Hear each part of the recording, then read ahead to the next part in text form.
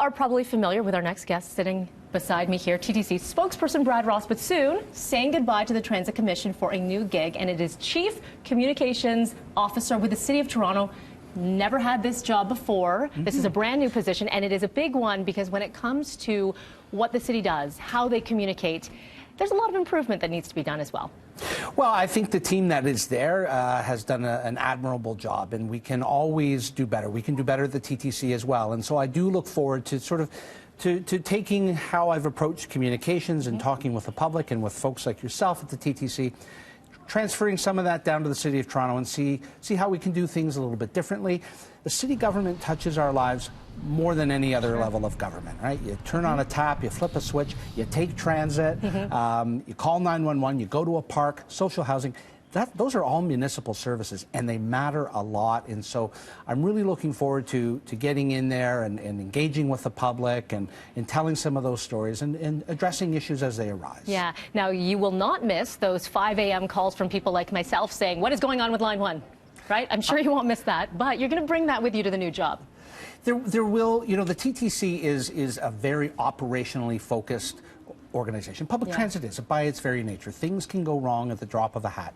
Touch wood, nothing's happening right now, but it can happen instantly, and so you have to be ready, and you have to respond, and you have to react, and you have to explain. And that's the biggest part of doing any kind of job like this, is the ability to explain to people what is happening, why it's happening, and what we're doing about it.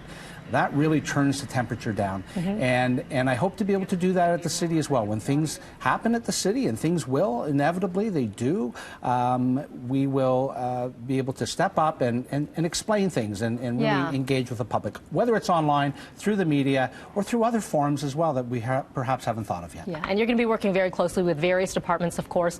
Like, for example, today, we have the winter preps. We have that press conference happening at 10 o'clock this morning with Mayor John Tory, and we're talking about the salting, the plowing, all of that, because undoubtedly every year the first snowfall, and there's criticism. Why wasn't the brine down? Why didn't all of this happen? So what is your biggest goal getting into this job? What is the #1 thing you want to make sure happens?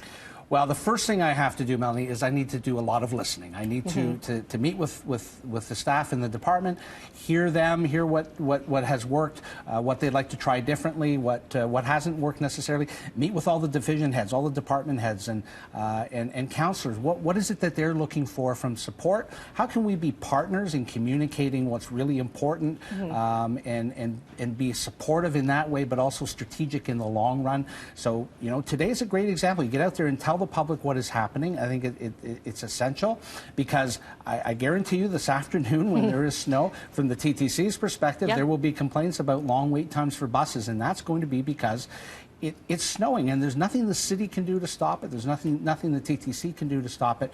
What we can do is make sure that people are ready, they know, they're forewarned. Using the media is great. There are other ways we can do it as well. How can we do that? How can we engage directly? Those are the kinds of things that I'm looking forward to trying to see what we might try. You know, we did things differently at the TTC. We created, you know, explainer videos, as I call them. Andy Byford and I used to do these YouTube videos and sort of explain why we did what we did and how we did it. Can we transfer that to the city somehow? And I think that's a big thing. People are looking for something. Explain why. Even if you don't have the full answers right now, let's figure out what's happening moving forward. I'm not gonna lie. Selfishly, we are gonna miss you. You were always available to us and always were able to give us as many answers as you could. So thank you for that, Brad. Well, thank you. I think, you know, the media have a really important role to play in getting information out, and you guys do a great job. You always gave us the opportunity to explain things. It was never there was never any sort of animosity about any of it. You know, sometimes there were difficult stories that we had to deal with, and that's how it is. We each have jobs to do, and so I appreciate the work that you guys do every day as well. All right, you so can sleep in a little bit. No calls from me. You finish off in a few weeks and then start your new role in the new year, January the 7th. January 7th. Good luck to you. Thank you so much, Brad. I appreciate it. Thank you.